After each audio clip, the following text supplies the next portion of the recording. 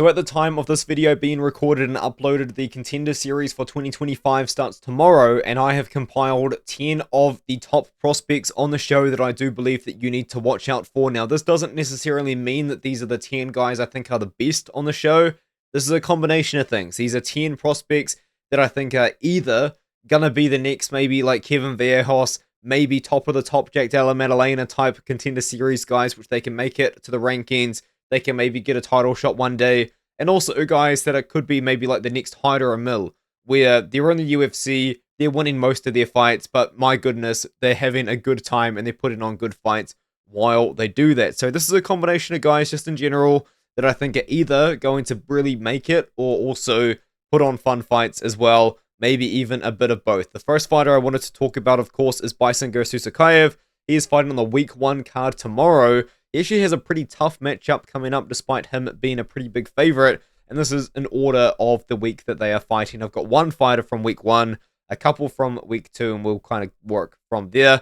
Bison Susukayev, I think he's a very, very talented striker. He does actually remind me a lot of Israel Adesanya in the way that he strikes. It'll be interesting to see if that style can translate to this matchup against Talha, because he's taking on a guy that's going to try and brawl with him. But to talk about Susukayev, very patient striker, very fun striker, very much willing to engage and taunt his opponents. I do love watching him fight, and I think that he could be a guy, genuinely, at only 24 years old, we could see in the rankings in maybe 5 years' time or so, if he can get enough time to develop. He trains with Chimaev. There's photos of him with Adesanya. He's training with Bilal Muhammad. This guy is getting the looks that someone needs to really have all of the tools to make it big. The next fighter is Lewis Lee Scott, and I'm just going to say it, guys. I think he's going to dominate his Contender Series fight in week number 2. He's taking on Kushik Sakuma. I think that this is a big mismatch in terms of the striking, but it will be interesting to see how Lee Scott can deal with Sakuma's wrestling. But just to talk about him himself, he is a boxer.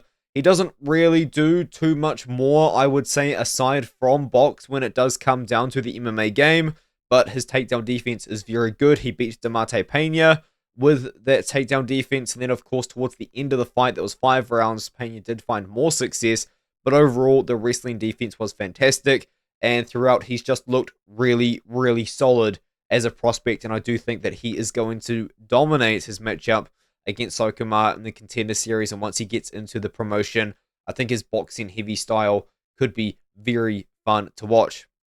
Marcio Barbosa has 16-2, and guess how many first round knockouts this guy has? 13 of them. A lot of finishes coming early. This guy is an absolute savage. He comes forward, he bombs away, man. And my goodness, when he lands, does he land? Now, he does have a loss to Gabriel Santos, but that was kind of a banger until the second round when Santos just caught him with a head kick early. But aside from that, man, he is a very good fighter. He pressures like a madman. He throws bombs like a madman. This is on week 3. He's taking on Damon Wilson.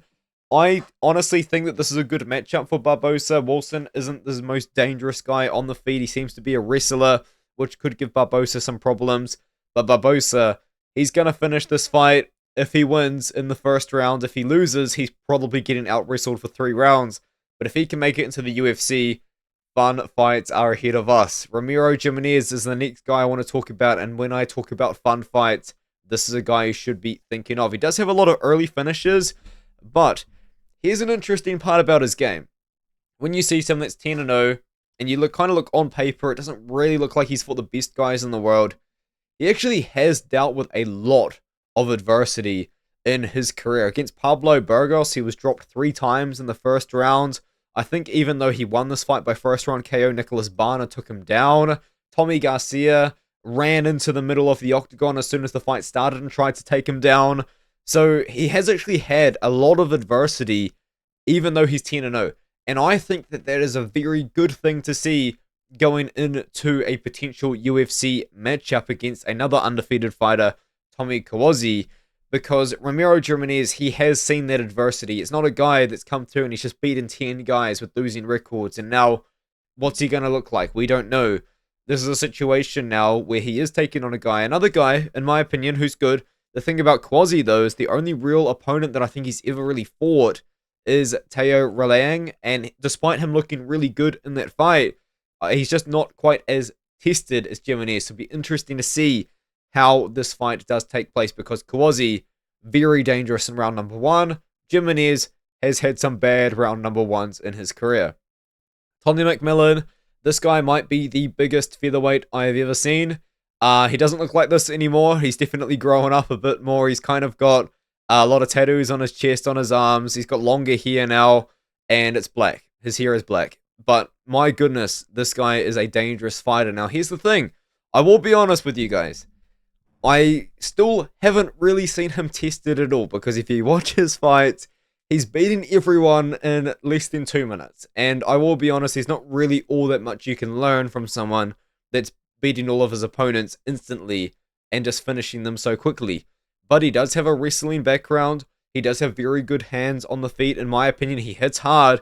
And for a guy at 145 pounds, he truly is massive for the division. I don't think that I can understate that enough. He is huge. I believe he would have beaten Cody Law. I actually think he's actually got a more difficult fight in David Nguyen in his next matchup. And David Nguyen is a guy I could have mentioned on here, of course, as well, because he is only 21 years old. And I tell you guys, he's quite good. Very, very good wrestler. And that kind of is what he is. He is a wrestler. He wants to get control on his opponents. He beat Luciano Ramos, a Nate Diaz guy. TKO'd him on the ground. John De Jesus, always a pretty tough guy to beat, but Nguyen was able to out-wrestle him. Once again with Frank Rouse, he was out-wrestling him and then got the finish.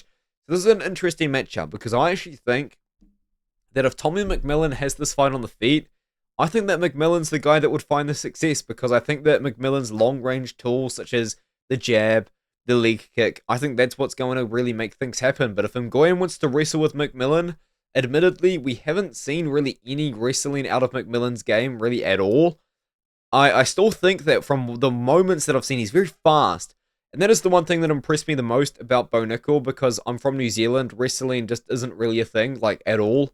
And the thing about Bo Nickel that impressed me the most, which kind of made me think that he was a high-level wrestler, was how fast he was when it comes to the wrestling. And I kind of see a little bit that in McMillan's game. The problem is, you see it in flashes because he's finishing so quickly. Samuel Silva, short notice, beat George Hardwick by decision. It would have been disrespect to not mention him, and not to mention very good wins on his record in the LFA as well. He's actually the current Cage Warriors lightweight champion. I highly doubt Cage Warriors expected him to be the champion. I think they were kind of hoping Hardwick would get it done. I thought Hardwick was going to get it done, but he didn't. And he's taking on Mandel Nallo, a former Bellator fighter. Actually, maybe it's been a while since he fought for Bellator. Longer than I thought. But this is a guy that just doesn't really have any technique on the feet, in my opinion. Just kind of throws down and just kind of bombs away. But it does make for some very, very fun fights. Quite odd sort of matchmaking. This is one on week number 4. Very interested to see Samuel Silva, the current Cage Warriors lightweight champion, tested against a guy that is a Bellator veteran. Lorian Douglas. I love Lorian Douglas. If I'm not mistaken, I think he's a Cub Swanson prospect. And my goodness, is he good at fighting. 2 things about Lorian Douglas. Amazing takedown defense. Very, very powerful boxing. You see it in his game. He did have a few losses, of course, in his career, but recently he has been on an absolute tear. Ivan Tena, prospect, knocked him out. Nathan Gareed, prospect, former Bellator guy, knocked him out. Javier Reyes, also on this season, prospect, knocked him out. Elijah Johns, very good prospect, knocked him out. This guy is on an absolute mission right now, and he is defending takedowns incredibly well and knocking these guys out on the feet. And then you go and watch his fight. He's taking on Cam Teague. Cam Teague, of course, a guy that I would say is not known for his striking defense, but is he known for his striking offense? This guy, he can take some good hits. I know he did get knocked out by Vallejos, but Vallejos hits hard. He does take a lot of damage, but he comes forward, and he comes forward with a lot of power himself. This is a banger of a fight, but Lorian Douglas is the guy I wanted to mention. He is the LFA champion. Muhammad Ali. I could be incorrect in this, and do correct me if I'm wrong in the comments below. I believe he's a 2-time world BJJ champion, and he come into MMA. He's 31 years old. He's in his prime in MMA fighting years, I guess you would say, and he's getting knockouts on the feet. I mean, I don't really know how that works out, but it does. He's getting knockouts on the feet, and he did just recently beat Jared Gooden at 205 pounds, which does make things very interesting if you go through a lot of grappling sort of fights on his Tapology record. Now, I don't actually have really any sort of knowledge about his opponent, Iwo, so I'm not really just going to make stuff up for you guys, but he has actually fought some undefeated guys throughout his young career, and it'll be interesting. I feel like maybe this is one of two things. Maybe Iwo Baraniewski is like a really, really good prospect out of Poland, and they're trying to get them before KSW does. Or maybe it's a setup for Muhammad Ali. Maybe I'm wrong about both of that. It looks like a lot of guys are actually on Baraniewski, so maybe it is that. Maybe Baraniewski is the next guy from Poland, and they're trying to snatch him up before KSW gets to him, but I don't know anything about him. I'm not going to lie to you. Muhammad Ali, though, is the guy I wanted to talk about, and it's a pretty sick name, right? Akaro Brito, fighting nerds prospect, fights like a fighting nerd, fights like Mauricio Rufy at 145 pounds. A lot of cancelled fights have kind of killed him. He was meant to be on the Contender Series last year. I do think he would have beaten Ernie Juarez. You watch this guy fight, my goodness, is he fun. He does genuinely just fight nearly exactly to the T, like Mauricio Rufy, and that is why a lot of people are excited to see him on the Contender Series. He's taking on a grappler in Javier Reyes, but I'm going to be honest with you guys. I think this is a setup. I am very familiar with Javier Reyes, because Javier Reyes, he came over to the LFA, he had a good record, he was, 18-3 at the time. I was like, oh my goodness, I cannot wait to see this guy, and my boy Larry and Douglas knocked him out, and I was like, eh. And he's kind of like going up and down in LFA.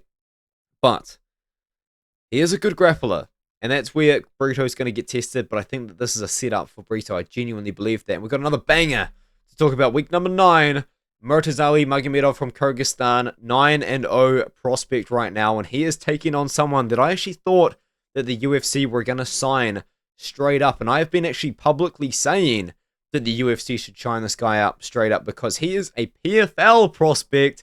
He fought for the PFL 5 times, 5-0 in the PFL as well, by the way. And I don't know why the PFL let him go.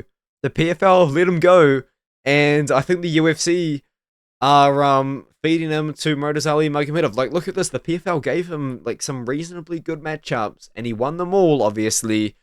And I was kind of saying, you know what the UFC should do? The UFC should sign him and then give him like a really tough matchup, like Kevin Vallejos, so they can be like, we got one over your PFL. But no, they're giving him a tough matchup on the Contender Series. Very excited about this matchup. Murtazali Magomedov, he's good everywhere.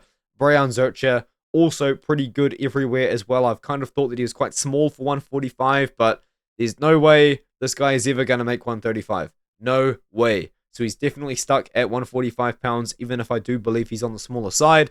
Banger on week number 9. Let me know what you think of those 10 prospects. I think I kind of turned it into a 10 fights video, but hey, that's just Contender Series for you. I'm passionate about it. I like it. Subscribe to this channel if you haven't already. Please subscribe to my main channel as well. We're nearly at 10,000 subscribers. That would be epic.